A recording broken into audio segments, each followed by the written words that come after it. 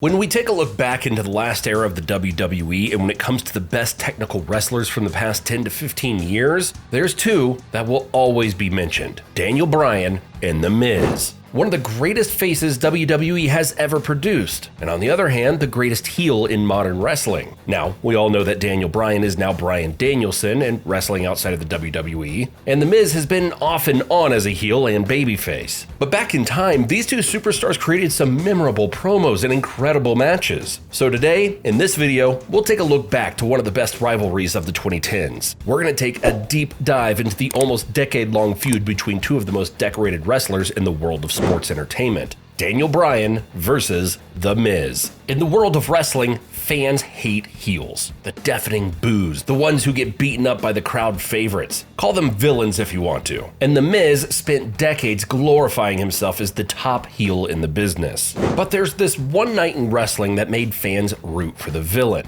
And it didn't even happen inside the ring or inside a packed stadium. It happened on a talk show, Talking Smack. I'm sure if you're a wrestling fan, you've seen this episode of Talking Smack, where The Miz completely lost it and flipped off Daniel Bryan. And well, if you haven't seen it, Daniel Bryan essentially said that The Miz was wrestling too safe. Well, The Miz didn't appreciate that and just completely roasted Daniel on the mic, saying that Daniel left his fans due to crippling injuries and that he himself was the workhorse of the company. The Miz was shouting. You could even see the veins in his head popping out as Daniel walked out of the set and never came back. These two always seemed to have a real hatred for each other. But why? How are these two so connected? Let's rewind back to 2010, when NXT was more of a reality show than a wrestling brand. Remember those pro and protege shows in NXT? Well, this was the rivalry's true date of origin, when The Miz selected Daniel Bryan as his protege from a crop including Ryback, Wade Barrett, and Heath Slater. The company decided to partner them up because they're just complete polar opposites. With months of Miz seemingly degrading and embarrassing his protege, it was clear that this was a brewing feud.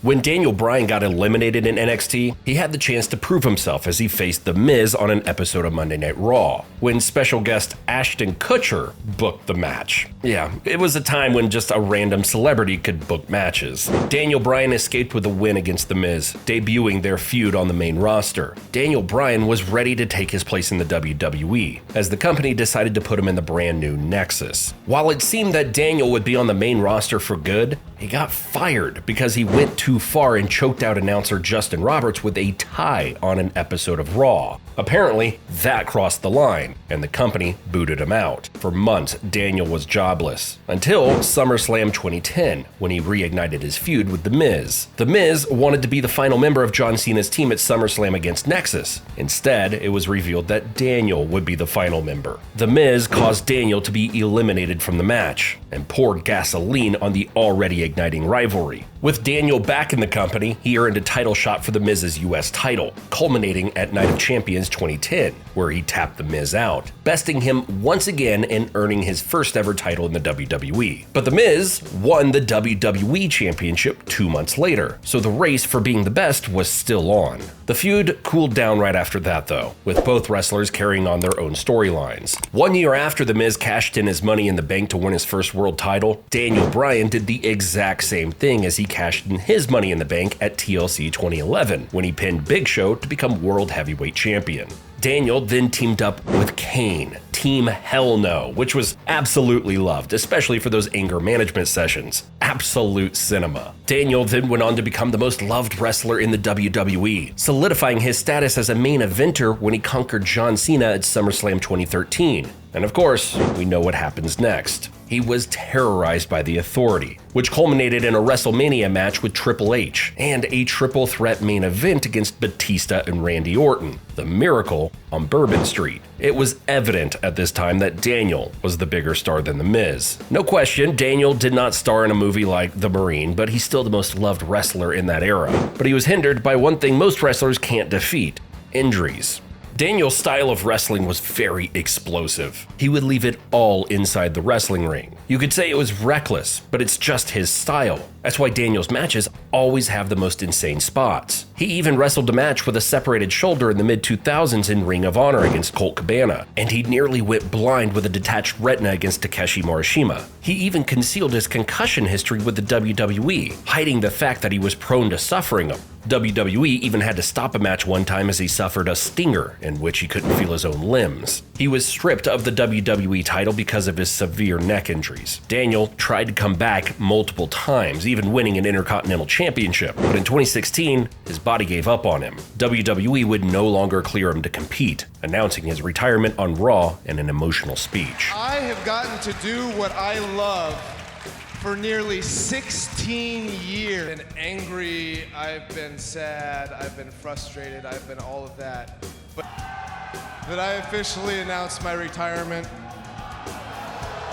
He would still be signed with the WWE and brought back as the general manager of SmackDown, essentially making him the boss. And well, one guy did not appreciate that. One guy who worked his body off day in and day out and still performed every single week, The Miz. With Daniel's new role, he was on Talking Smack and invited The Miz to come onto the show. Actually, let me rephrase that. The Miz actually requested to be on Talking Smack specifically to lay the smackdown on Daniel Bryan. Miz was the Intercontinental Champion at the time, and he made that title relevant, not just some title for a sideshow. And on Talking Smack, Daniel Bryan said something that really pushed the Miz buttons off. Daniel Bryan was talking about how soft the WWE had become, and he compared Miz to a wrestler who wrestles like a coward, and told him that he's the very reason why the brand has gone soft. There's no gentle way to say it. To me, you wrestle like a coward. You wrestle like somebody who's afraid to get hit. In an interview, Daniel Bryan said that he and The Miz knew each other for a very long time and knew exactly what to say to piss each other off. And that's what he did. He really pissed the hell out of Mike Mizanin. The Miz completely loses it. On Talking Smack, this was where the line between reality and sports entertainment became blurry. The Miz quickly retaliates to Daniel, saying that he's wrestling the way he wrestles because he wants to be out there every time. He takes good care of his body and his opponents inside the wrestling ring. He wanted to deliver every single week. The Miz, who was the top heel in the business, even went out and said that he was the one who loved the fans, not Daniel, who always got caught up with injuries and always failed to fulfill his promises to the fans.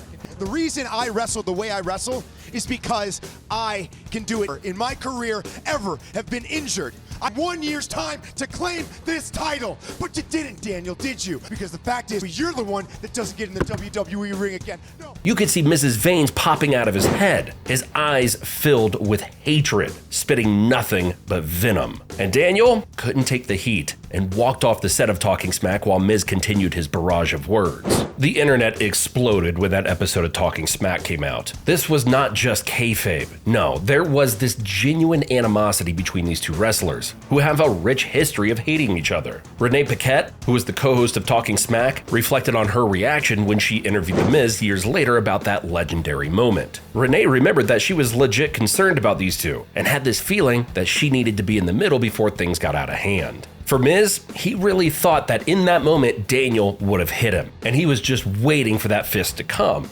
Daniel, however, decided to just leave because he might have actually sucker punched The Miz in that moment. Miz also told Renee that he was so mad in that moment that he didn't remember everything he said. He also revealed in another interview that he was pissed off by the fact that his Intercontinental Championship was being sidelined, and that his work with the WWE had been constantly downplayed. And it surely didn't help that Daniel called him a coward. From Daniel's perspective, though, in an interview, he said that he genuinely hated The Miz, but he recognized the fact that he respected him. He even called him one of the most hardworking people in the WWE. Daniel said that his sole purpose was to rile The Miz up, to light that fire in him, and to elevate the Intercontinental Championship. And well, he sure knew how to fire up The Miz. You need to hit him in the spots he's most vulnerable to. Daniel also revealed that he left because if he knew if he stayed, he would have left a bruise on The Miz's face and didn't want to escalate it further. For years, this segment on Talking Smack has been widely remembered. Daniel Bryan and The Miz would rekindle the fire of their feud when Daniel was cleared to compete once again in 2018 and put up multiple excellent matches. The feud that millions of WWE fans wanted to see lived up to expectations. They even had their wives involved.